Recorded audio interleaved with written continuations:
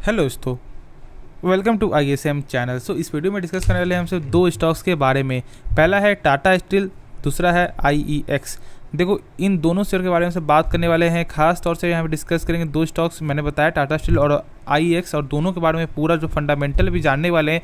इस वीडियो में आपको पूरा डाउट क्लियर हो जाएगा और यहाँ पे गारंटी नहीं, लगभग 99% चांस ऐसा है कि यहाँ पे आपको IEX के बारे में बहुत सारा फंडामेंटल यहाँ पे जानने को मिलेगा, और प्लस इसमें आपको वो शेयर में बहुत ज़्यादा भरोसा भी आपको होगा कि देखो शेयर में कोई खराबी नहीं होता है। कंपनी यहाँ पे या कुछ यहाँ पे आमतौर से कुछ यहाँ पे गिरावट ऐसा होता रहता है, तो कंपनी के बारे में जाने की जानते हो कि IEX शेयर जो है ऑलमोस्ट 50% से भी ज़्यादा, यानी कि लगभग 300 का शेयर फिलहाल अभी 151 में आपको मिल रहा है। तो यहाँ पे एक ऑलमोस्ट एक अच्छा खासा गिरावट निकल के आपकी हो चुका है, ठीक है। तो उसके बारे में बात करें कि यहाँ पे आगे क्या करना चाहिए, और यहाँ पे टाटा स्टील का न्यूज़ भी है तो वो भी जानेंगे। तो इस वीडियो को पूरा देखना, और हाँ, उससे पहले जरूर इस चैनल को सब्सक्राइब कर सकते हो, बेल आइकन को जरूर से ऑल पे दबा देना, जिससे सारे वीडियो की जो नोटिफिकेशन है वो सबसे पहले मिल जाए आपको। तो यहाँ पे डिस्कस करेंगे सबसे पहले टाटा स्टील के बारे में। देखो, टाटा स्टील का यहाँ पे कंपनी का न्यूज़ निकल के आ रहा है, उसके बारे में बात करेंगे।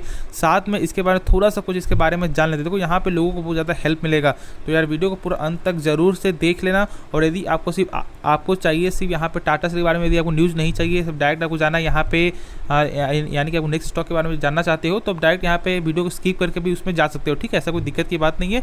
तो पहले लेकिन बात करें टाटा स्टील के बारे में। देखो, टाटा स्टील में आज के दिन लगभग जो है 1.5% तक यहाँ पे गिरावट निकल के आई है। कंपनी का यहाँ पे न्यूज़ क्या है वो तो बात करेंगे, लेकिन इसके थोड़ा सा फंडामेंटल यहाँ पे जान लेते हैं। इस कंपनी का जो कैश फ्लो है, ठीक है, कैश फ्लो होता क्या है ये थोड़ा सा समझ लो। कैश फ्लो यानी कि एक ऐसा फंडामेंटल टूल है जिससे हमें आपको ये मालूम चलता है, मान लो यदि मैंने, ठीक है, मैंने यदि 10 रुपये का मैंने आपको कॉपी बेचा, ठीक है, 10 रुपये मैंने कॉपी बेचा और आपको मैंने बेचा, लेकिन आपने मुझे पैसा दिया या नहीं दिया, तो यहाँ पे आपको शेयर होल्डर को कैसे मालूम चलेगा कि आपने उसे पैसा दिया है, ठीक है। तो इसी चेक करने के लिए यहाँ पे कैश फ्लो चेक किया जाता है। यहाँ पे बहुत से लोगों को यहाँ पे क्या लगेगा, यार क्या कैश फ्लो है, तो यार ये तो कुछ भी नहीं है। नहीं, बहुत कुछ है। देखो, यहाँ पे बहुत सारी कंपनी करती क्या है कि यहाँ पे सेल्स को ज़्यादा बढ़ा देती है, यानी कि फेक सेल्स यहाँ पे दिखा देती है, फेक प्रॉफिट भी यहाँ पे दिखा देती है, लेकिन कैश फ्लो यहाँ पे एक सही चीज़ दिखाता है आपको, ठीक है। तो इसलिए कैश फ्लो यहाँ पे जानना, यहाँ पे सीख लो कि कैसे कैश फ्लो समझा जाता है। यदि आप कैश फ्लो समझ लोगे तो यहाँ पे 90% आपको यहाँ पे एक कोई भी स्टॉक्स को आप यहाँ पे कंपेयर कर पाओगे, या कोई भी स्टॉक को समझ पाओगे कि वो स्टॉक कैसा है। तो इसलिए मैं हर वीडियो में ऐसा बोलता हूँ कि कैश फ्लो जानना बहुत ही ज़रूरी है। यदि आप शॉर्ट में समझना चाहते हो तो कैश फ्लो ऐसे चेक करो, इसे मान लो जो भी आपको प्रॉफिट हुआ कैश फ्लो का, ठीक है, यानी जो भी आपको जो आप चेक करोगे तो कैश फ्लो मार्च 2022 का जो भी आपका रहेगा, ठीक है, उस नंबर को यहाँ पे आप जो है आपका यहाँ पर सालाना आधार में, यानी कि ईयर ईयर पे से मार्च 2022 का जो पूरा यहाँ पे ईयर है उसका यहाँ पे चेक करो कि प्रॉफिट कितना हुआ है, ठीक है। और उस प्रॉफिट को यहाँ पे कंपेयर करो आपको कैश फ्लो से। यदि कैश फ्लो ज़्यादा होता है प्रॉफिट से तो फिर कंपनी यहाँ पे एक नंबर है, ठीक है। कैश फ्लो यदि ज़्यादा होता है तो कंपनी यहाँ पे सही काम कर रही है, उसका पैसा यहाँ पे सही से फ्लो कर रहा है, ठीक है, कोई दिक्कत नहीं होगा। और यदि यहाँ पे 10% से नीचे कम रहेगा तो फिर यहाँ पे दिक्कत है, ठीक है। यदि 5-10% यहाँ पे कम है तो फिर यहाँ पे चलो चलता है इतना, लेकिन यदि 10% से कम है तो फिर यहाँ पे दिक्कत वाली बात होती है। तो इसलिए थोड़ा इसके बारे में समझना। देखो, तो और से चेक करें तो यहाँ पे टाटा स्टील का जो बुक वैल्यू है, गजब का बुक वैल्यू है, ऑलमोस्ट यहाँ पे 96 का ऑलमोस्ट यहाँ पे देखने को मिलता है। अब ये समझो बुक वैल्यू आपको होता है क्या है। बुक वैल्यू यानी कि मान लो यदि इस कंपनी को यदि कुछ होता है, यदि टाटा स्टील कुछ बर्बाद होता है या कुछ भी डूबता है, तो कंपनी आपको एक शेयर के बदले वो कितना रुपया आपको दे सकता है। तो यहाँ पर लगभग टाटा स्टील जो है 96 तक आपको दे सकता है, यानी कि जो 104 रुपये का जो स्टॉक है, और यदि कुछ भगवान न करे यदि कुछ हो जाता है तो यहाँ पे आपको प्रति शेयर होल्डर के बदले 96 तक आपको मिल सकता है। तो ये इसका बुक वैल्यू का यानी कि मतलब होता है। आपको क्या लगेगा कि 104 का बुक वैल्यू यहाँ पे 96 है, यानी कि यहाँ पे कम है, लेकिन बहुत ही अच्छा है, क्योंकि बहुत सारे स्टॉक मैं आपको दिखाने वाला हूँ। बहुत सारे स्टॉक ऐसा भी है जिसमें आपके पोर्टफोलियो में होगा और कैश फ्लो जो है 20 टाइम्स 10 टाइम्स यहाँ पे कम देखने को मिलेगा। तो ये ऐसा भी होता है, ठीक है, तो उसके बारे में समझ लेना। हाँ, यहाँ पे ऐसा भी है कि यहाँ पे कहीं कहीं आपको जो देखने को मिलता है क्या, एक्सेप्शन, केमिस्ट्री की तरह, साइंस की तरह यहाँ पे भी आपको जो एक्सेप्शन होता है, तो ये भी थोड़ा ध्यान में रखना है, ठीक है। ऐसा नहीं कि आप जो हर स्टॉक को यहाँ पे चेक करने लगना कि आपको यहाँ बुक वैल्यू कितना है। तो यहाँ पे क्या हो कि आपको 99% स्टॉक का बुक वैल्यू कम ही रहता है, ठीक है। तो यहाँ पे ऐसे नहीं समझना है आपको, ठीक है, बस मैंने जो बताया बस अब आप जो वही समझो। तो यहाँ पे क्या न्यूज़ है उसके बारे में आप बात कर लेते हैं। देखो, तो यहाँ पे शायद आपको दिखाई दे रहा होगा, हाँ, देखो टाटा स्टील क्या लिखा हुआ है, the company has raised 2000 crore through NCD issue as the board of director has approved the allotment of 20,000 non convertible debenture with a face value of 10 lakh each to identified investor on a private placement basis. आप ये समझो सबसे पहली बात यहाँ पे NCD होता है क्या है, ठीक है। एनसीडी यदि आप नहीं समझोगे तो फिर यहाँ पे कोई मतलब ही नहीं होता है। एनसीडी यानी कि इसका फुल फॉर्म आपका क्या होता है, नॉन कन्वर्टिबल डिवेंचर, ठीक है। इसका यानी कि ये मतलब है बस कंपनी का इसका काम ये रहता है कि कंपनी यहाँ पे पब्लिक इशू के जरिए पैसा यहाँ पे कलेक्ट करना चाहती है। यानी कि यहाँ पे हम सब बोल सकते हैं एनसीडी इक्वल टू आईपीओ। लेकिन आईपीओ क्या होता है कि बस वो जब लिस्टिंग होता है तो फिर यहाँ पे ऐसा मौका मिलता है, और एनसीडी क्या होता है कि यहाँ पे आईपीओ के बाद। लेकिन इसमें एक थोड़ा सा यहाँ पे चीज़ देखने को मिलता है, क्या यहाँ पे थोड़ा जो आपको डिफरेंस है, यहाँ पे आपको जो बड़े बड़े यहाँ पे इन्वेस्टर के द्वारा यहाँ पे ऐसा होता है, यानी कि बड़े बड़े यहाँ पे आपको जो इन्वेस्टर यहाँ पे बाई करते हैं, ठीक है। तो थोड़ा सा ये समझो। और यहाँ पे मैं बोलूँ तो यहाँ पे कंपनी लगभग जो 2000 करोड़ यहाँ पे आपको रेज करने वाली है, face value 10 lakh each to identified investor on a private placement basis. बात को समझो, यहाँ पे क्या, यहाँ पे कंपनी किस लिए कर रही है। देखो ज़्यादातर क्या देखा गया, ज़्यादातर कि यहाँ पे जो कंपनी यहाँ पे एनसीडी के द्वारा जो यहाँ पे पैसा जो उठाती है वो क्या करती है, नहीं तो यहाँ पे आपको कंपनी में पैसा लगाएगी, या तो साफ तौर यहाँ पैसा मानना ही होता है कि यहाँ पे कंपनी आपको यहाँ पे लगाएगी किस में, आपको खुद यहाँ पे कंपनी में लगाएगी, क्योंकि कंपनी यहाँ पे आगे बढ़ाना चाहती है, आगे बढ़ना चाहती है, इसलिए वो यहाँ पे पैसा आपको ले रही है। फिर साथ में क्या करता है, बहुत सारा कंपनी यहाँ पे आपको डेब्ट को भी चुकाने के लिए यहाँ पे ऐसा काम करता है, जो उनका कर्ज होता है तो कर्ज को यहाँ पे थोड़ा सा चुकाता है, फिर यहाँ पे थोड़ा कंपनी को पैसा लगाता है, यानी कंपनी में पैसा लगाता है। लेकिन देखो टाटा स्टील का डेब्ट तो यहाँ पे इतना है नहीं, तो यहाँ पे कंपनी यहाँ पे लॉन्ग टर्म ग्रोथ के लिए यहाँ पे यूज कर रही है। तो यहाँ पे समझो, देखो टाटा स्टील बहुत ही बेहतरीन शेयर है, ठीक है। चलो यहाँ पे चल जाते हैं, पहले हमसे जो आपको मेन होम स्क्रीन जाते हैं उसमें जाते हैं, फिर बात करते हैं। तो बात समझो, देखो टाटा स्टील में कोई भी खराबी नहीं है, एक बेहतरीन स्टॉक है। मैं बोलूँगा कि यहाँ पे लॉन्ग टर्म के लिए गजब का स्टॉक है, इसको बाई करना चाहिए।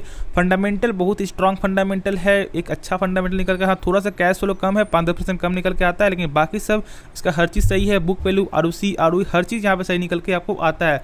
नो डाउट एक बेहतरीन कंपनी। देखो प्राइस जब कम होता है किसी शेयर का तो ऐसा मत समझना कि यदि प्राइस कम हो रहा है तो वो शेयर आपको खराब है, ऐसा नहीं है। मार्केट की वजह से भी ऐसा होता है या कुछ और रीजन हो, ये भी होता है, लेकिन ऐसा नहीं समझना कि यहाँ पे कंपनी खराब होगी, कंपनी डूब गई, ऐसा नहीं होता। ऐसा नहीं कि कोई शेयर का प्राइस यदि घट गया है तो सही में उसमें कुछ खराबी है।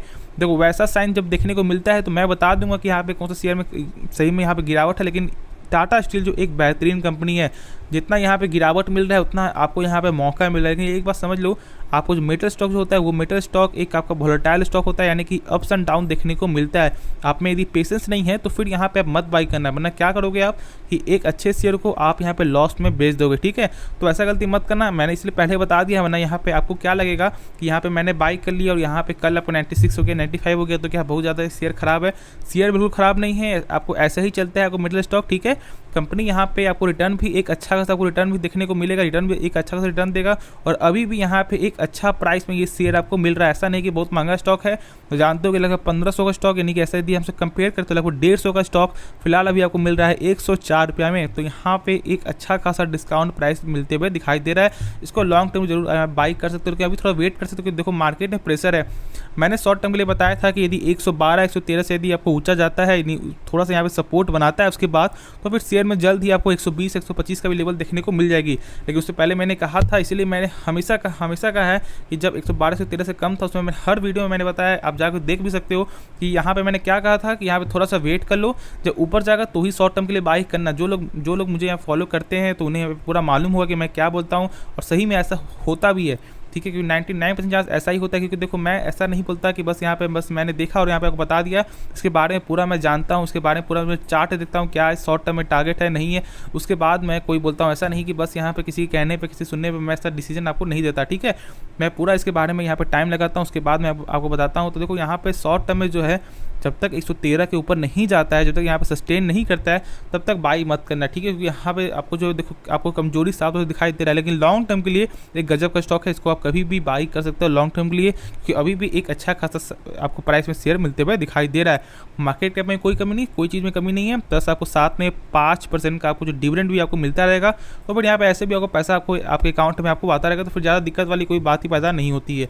तो चलिए आपको नेक्स्ट स्टॉक के बारे में डिस्कस कर लेते हैं। हाँ, लेकिन आपको यदि कुछ भी सीखने को मिला हो तो जरूर इस चैनल को यार सपोर्ट कर देना, यानी कि बस सब्सक्राइब कर देना। तो चलो यार मिलते हैं नेक्स्ट स्टॉक में। तो तो बात करेंगे हम सब IEX के बारे में। देखो आप जानते हो कि इसका काम क्या है। इसका काम है आपको जो है यहाँ पे पावर को एक्सचेंज करना यानी बेचना, ठीक है, ये बात तो मालूम है। बीच में यहाँ पे ऐसा भी हुआ था कि बहुत सारे स्टेट में यहाँ पे आपको जो यहाँ पे काट दिया गया था क्योंकि पैसा बहुत सारा फंसा हुआ था, जिसके द्वारा यहाँ पे बहुत सारे स्टेट से पैसा भी आपको जो रिकवर आपको हो चुका है, ठीक है। लेकिन यहाँ पे अभी भी बहुत सारे स्टेट ने यहाँ पे पैसा भी नहीं दिया है, लेकिन उनका थोड़ा सा यहाँ पैसा देकर यहाँ पे स्टार्ट भी आपको हो चुका है, ठीक है। देखो यहाँ पे आप जानते हो कि दो चीज़ का इसका तो लगभग 99% मार्केट आपको मार्केट कैप देखने को मिलता है, जो मार्केट जो इनका स्टेक है वो तो देखने को मिलता ही है। इसमें आप जानते हो कि 300 का स्टॉक फिलहाल आपको मिल रहा है 151 का। मैं इसके बारे में आगे कुछ नहीं बोलूँगा, मैं बस यहाँ पे दिखाने वाला हूँ कि इसका फंडामेंटल कैसा है, और इस वीडियो में इसके बारे में पूरा डाउट क्लियर हो जाएगा। यदि नहीं हो तो आप कमेंट में आप कुछ भी बोल सकते हो, लेकिन यदि आपको कुछ भी सीखने को मिला, कुछ भी आपको नया सीखने को मिला हो तो जरूर इस चैनल को यार सपोर्ट या सब्सक्राइब कर देना। तो चलो यहाँ पे देख लेते हैं कैसा फंडामेंटल, उसके बाद फिर आगे डिस्कस करेंगे। तो यहाँ पे चेक करोगे मार्केट कैप, तो मार्केट कैप देखो निकल के आता है 13,579 करोड़ का। फिर इसका देखो हाई तो लगभग यहाँ पे 300 से ज़्यादा का शेयर यहाँ पे प्राइस जाते हुए दिखाई दिया है। लो है 150। देखो ये आपको जो हाई है ये 52 वीक हाई है, ठीक है। स्टॉक का P 44 है यहाँ पे दिखाई दे रहा है आपको। बुक वैल्यू यहाँ पे 7.67 का। मैंने बताया कि बुक वैल्यू आपको होता क्या है, जो यहाँ पे टाटा स्टील का जो वीडियो देखा होगा, लेकिन जिसने यहाँ पे नहीं देखा तो उस पर शॉर्ट में बता देता हूँ। बुक वैल्यू यानी कि एक ऐसा टूल है जो ये आपको बताता है, जैसे मान लो यदि इस कंपनी को यदि कुछ हो जाता है, यदि कंपनी बर्बाद हो जाती है तो कंपनी आपको एक शेयर के बदले कितना रुपया दे सकता है, तो मात्र 7 रुपये ही ये कंपनी दे सकता है। जो यहाँ पे बुक वैल्यू बहुत ही खराब है, बुक वैल्यू बहुत ही खराब निकल के आ रहा है। लगभग यहाँ पे देखोगे तो ऑलमोस्ट लगभग 19 से 18 टाइम्स यहाँ पे कम निकल के आ रहा है। बाकी सब यदि आप चीज़ चेक करोगे तो यहाँ पे आपको जो डिविडेंड है बहुत अच्छा डिविडेंड है, लगभग 1.5% डिविडेंड भी कंपनी पे कर रही है। प्लस यहाँ पे चेक करोगे ROC और ROE, ठीक है। तो यहाँ पे 63% है, 48.6 आपका 6%। क्या चाहिए और क्या चाहिए, यहाँ पे 20% से ज़्यादा होता है तो कंपनी को यहाँ से सही मानते हैं, और यहाँ पे लगभग जो है लगभग 3 गुना 2 गुना ऐसा भी ज़्यादा निकल के आ रहा है। तो फिर यहाँ पे लगभग ROC और ROE सब कुछ यहाँ पे सही है। लेकिन मेन चीज़ क्या है, बुक यहाँ पे देखेंगे कैश फ्लो चेक कर लेते हैं। कैश फ्लो यदि सही रहेगा तो फिर यहाँ पे कंपनी में कोई भी खराबी ऐसा निकल के नहीं आएगा। देखो यहाँ पे देख सकते हो कंपनी इज ऑलमोस्ट डेब्ट free. Company has delivered good profit growth of 24.2 CAGR over the last 5 year. Company has good return on equity, यानी कि आपको जो रिटर्न ऑन इक्विटी भी है आपने देखा लगभग जो 48% का निकल के आ रहा है, ठीक है। फिर आगे सब चेक करते हो यहाँ पे क्या निकल के आ रहा है। Stock is trading at 19.7 times it's book value. मैंने बताया यहाँ पे बुक वैल्यू यहाँ पे खराब निकल के आ रहा है, बस यही चीज़ है, ठीक है।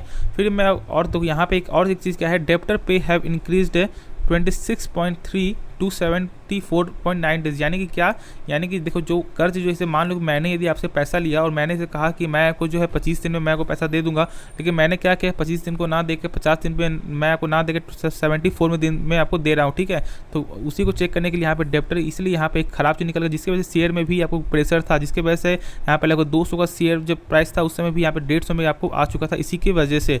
और सब चेक करें तो लगभग सेल्स में यहाँ पे सही निकल के आ रहा है। सेल में थोड़ा कमी हुआ है इस बार, जिसके वजह से भी यहाँ पे आपको इस शेयर में प्रेशर था। बाकी प्रॉफिट में भी यहाँ पे कमी निकल के, तो सेल्स में जब कमी आएगा तो प्रॉफिट यहाँ पे साफ तौर से आपको कम ही निकल के आएगा।